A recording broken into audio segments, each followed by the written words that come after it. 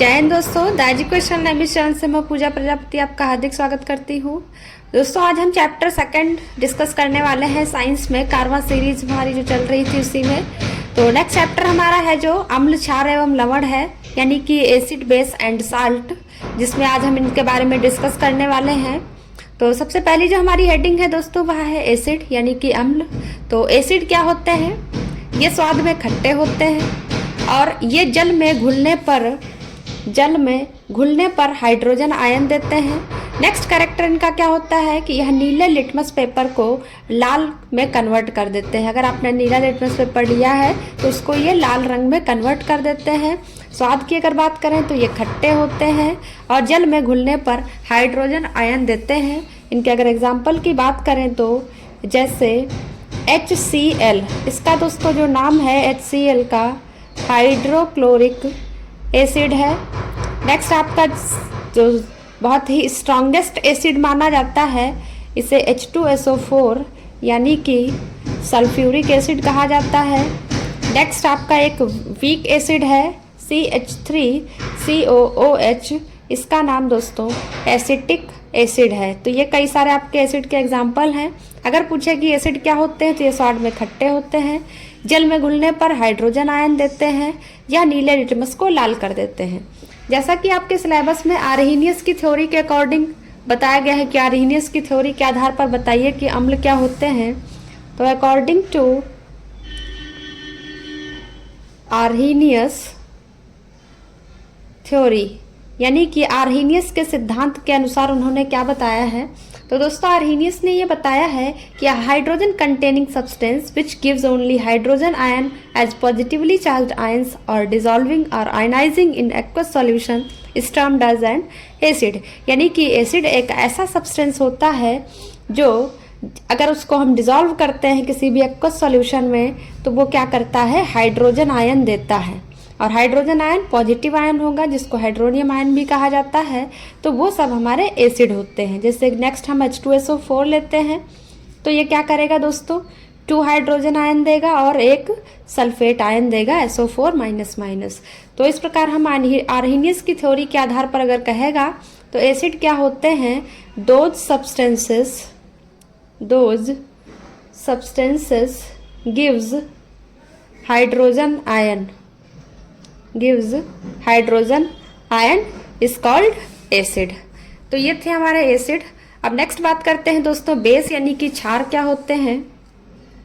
तो बेस यानी कि क्षार, तो बेस जो क्षार होते हैं अगर इनके टेस्ट की बात करें दोस्तों तो ये स्वाद में कड़वे होते हैं। इनका जो स्वाद होता है कड़वा होता है। सेकंड अगर हम बात करें कि ये जल में घुलने पर कौन सा आयन देते हैं तो ये किसी भी सॉल्यूशन में या जल में घुलने पर हाइड्रोक्साइड आयन देते हैं। हाइड्रोक्साइड आयन के लिए निगेटिव लगा है, ये निगेटिव आयन होता है, देते हैं। अगर तीसरी बात करें कि लिटमस पेपर पर इसका क्या प्रभाव पड़ता है तो ये लाल लिटमस पेपर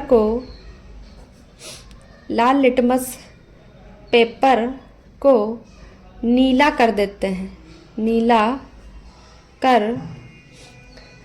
हैं। तो पहला पॉइंट इनका क्या होगा कि इनके स्वाद कैसा होता है, क्षार का, कड़वे होते हैं। जल में घुलने पर क्या देते हैं दोस्तों, हाइड्रोक्साइड आयन देते हैं और लाल लिटमस पेपर को क्या कर देते हैं, नीला। अब अगर बात करें कि दोस्तों आर्हीनियस ने क्या कहा है, तो जैसे कि एसिड में आर्हीनियस ने कहा था कि ऐसे सब्सटेंसेस जो हाइड्रोजन आयन देते हैं तो वो आपके हो जाएंगे एसिड। ऐसे ही according to Arrhenius those substances which gives hydroxide ion is called base। तो ऐसे सब्सटेंस जो एक्वस सॉल्यूशन में क्या देते हैं, हाइड्रोक्साइड आयन देते हैं, तो वो हमारे होते हैं बेस। एग्जाम्पल की अगर बात करें दोस्तों, जैसे हमने लिया है यहाँ पर सोडियम हाइड्रोक्साइड, ये एक आपका बेस है जो अगर इसका एक्वस सॉल्यूशन बनाते हैं तो यह सोडियम आयन यानी कि सोडियम पॉजिटिव आयन और हाइड्रोक्साइड नेगेटिव आयन में टूट जाएगा। तो इस प्रकार हम कह सकते हैं कि NaOH क्या है आपका, ये एक टाइप का आपका बेस है। ऐसे ही जैसे हम ले लेते हैं दोस्तों मैग्नीशियम हाइड्रोक्साइड, ये भी आपका एक बेस है, MgOH होल ऑफ 2 इसका फॉर्मूला है। तो दोस्तों ये बनेगा आपका Mg++ मैग्नीशियम की जो वैलेंसी होती है दोस्तों 2 होती है, इसलिए इस पर 2 पॉजिटिव आयन होंगे। नेक्स्ट आते हैं आपका हाइड्रोक्साइड आयन, तो 2 हाइड्रोक्साइड आयन इसमें बनेंगे। इस प्रकार ये टॉपिक हमारा बेस का था। अब नेक्स्ट बात करते हैं, जो चैप्टर है हमारा साल्ट है इसमें थर्ड। तो साल्ट क्या होते हैं, साल्ट को हिंदी में दोस्तों लवण कहा जाता है। और ये कैसे बनते हैं, तो साल्ट के बनने की प्रोसेस होती है जब कोई अम्ल यानी कि एसिड किसी क्षार से यानी कि बेस से अभिक्रिया करता है या रिएक्ट करता है, अभिक्रिया करता है तो लवण और जल बनता है। तो लवण और जल बनता है। जैसे कि हम मान लीजिए एसिड में से एक एसिड ले लेते हैं, जैसे हाइड्रोक्लोरिक एसिड हमने लिया है। हाइड्रोक्साइड में से मान लीजिए हमने NaOH ले लिया है एक, यह है आपका सोडियम हाइड्रोक्साइड, सोडियम हाइड्रोक्साइड। और ये एसिड आपका कौन सा है, हाइड्रोक्लोरिक एसिड। तो हमारा दोस्तों बनेगा क्या, NaCl+H2O यानी कि सोडियम क्लोराइड। ये कॉमन साल्ट है आपका, जो हम लोग डेली नमक खाने में यूज़ करते हैं, उसका फॉर्मूला है NaCl प्लस क्या बनेगा दोस्तों, वाटर मॉलिक्यूल बनता है। तो साल्ट क्या होता है दोस्तों, जब कोई एसिड किसी बेस से रिएक्ट करता है तो साल्ट और वाटर बनता है। और इसी अभिक्रिया को दोस्तों उदासीनीकरण अभिक्रिया भी कहा जाता है। तो अगर आपसे कोई पूछे कि उदासीनीकरण अभिक्रिया क्या है, उदासीनीकरण अभिक्रिया यानी कि न्यूट्रलाइजेशन रिएक्शन क्या है, तो भी आपका आंसर यही होगा कि जब कोई अम्ल यानी कि एसिड किसी बेस क्षार से अभिक्रिया करता है तो साल्ट और वाटर बनता है। इसी को उदासीनीकरण अभिक्रिया या न्यूट्रलाइजेशन रिएक्शन भी कहा जाता है। तो ये था दोस्तों हमारा टॉपिक अम्ल, क्षार और लवण। अब इसमें अगर हम बात करते हैं कुछ दुर्बल अम्ल, प्रबल अम्ल या दुर्बल क्षार और प्रबल क्षार की, तो आइए देखते हैं। तो दोस्तों बात करते हैं अब हम कि अम्ल के प्रकार की। तो अम्ल के प्रकार में 2 प्रकार आते हैं, एक आपका होता है दुर्बल अम्ल यानी कि वीक एसिड, और दूसरा होता है प्रबल अम्ल यानी कि आपका स्ट्रॉन्ग एसिड। तो दोस्तों वीक एसिड क्या होता है, ऐसे एसिड जो किसी भी सॉल्यूशन में कंप्लीटली डिजॉल्व होकर, जो इनकम्प्लीटली डिजॉल्व हो, जो कंप्लीटली डिजॉल्व ना हो, तो ऐसे एसिड हमारे वीक एसिड कहे जाते हैं। यानी कि अगर हम इसको डिफाइन करें तो जो अम्ल किसी विलयन में पूर्णतः घुलते नहीं हैं, पूर्णतः घुलते नहीं हैं या कम हाइड्रोजन आयन देते हैं, या कम हाइड्रोजन आयन देते हैं, उसे दुर्बल अम्ल कहा जाता है, उसे दुर्बल अम्ल कहा जाता है। तो दोस्तों वीक एसिड क्या होते हैं, ऐसे एसिड जो किसी सॉल्यूशन में पूर्णतः घुलते नहीं हैं, कंप्लीटली आयनाइज नहीं होते हैं, और जब कंप्लीटली आयनाइज नहीं होगा तो वो कम हाइड्रोजन आयन देगा, इसलिए उसे वीक एसिड कहा जाता है।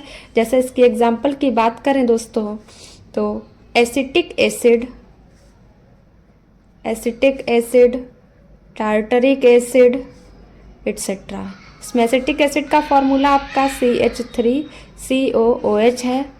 Nitric acid, nitric acid HNO3, ये सारे आपके वीक एसिड के एग्जाम्पल हैं।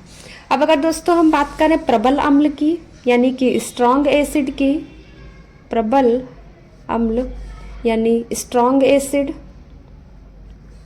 तो स्ट्रॉन्ग एसिड क्या होते हैं, ऐसे एसिड जो कंप्लीटली घुल जाते हैं, आयनाइज हो जाते हैं और ज़्यादा हाइड्रोजन आयन देते हैं, उसे हम प्रबल अम्ल कहते हैं। जो अम्ल पूर्णतः वियोजित होकर, जो अम्ल पूर्णतः वियोजित होकर ज़्यादा हाइड्रोजन आयन देते हैं,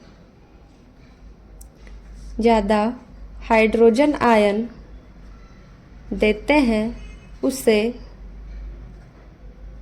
प्रबल अम्ल कहा जाता है। तो दोस्तों क्या है स्ट्रॉन्ग एसिड? जो कंप्लीटली आयनाइज होकर ज़्यादा हाइड्रोजन आयन देते हैं उसे प्रबल अम्ल कहा जाता है। अगर बात करें इसके एग्जाम्पल की दोस्तों, जैसे कि H2SO4 है, इसका नाम दोस्तों सल्फ्यूरिक एसिड है। ये आपका सबसे स्ट्रॉन्गेस्ट एसिड है, इसीलिए इसको किंग ऑफ एसिड भी कहा जाता है। किंग ऑफ एसिड कभी कभी पूछ लेता है कि अम्लों का राजा किसे कहा जाता है, तो वो आपका आंसर सल्फ्यूरिक एसिड होता है H2SO4। इसको अम्लों का राजा कहा जाता है। H2SO4 हो गया। दूसरा आपका हो गया हाइड्रोक्लोरिक एसिड यानी कि HCl, हाइड्रोक्लोरिक एसिड यानी कि HCl। ये थे आपके प्रबल अम्ल और दुर्बल अम्ल। ऐसे ही दोस्तों क्षार की बात करें, दुर्बल क्षार, प्रबल क्षार, तो क्षार के भी दो प्रकार हैं। दुर्बल क्षार यानी कि वीक बेस। तो ऐसे ही दोस्तों ये भी है, ऐसे क्षार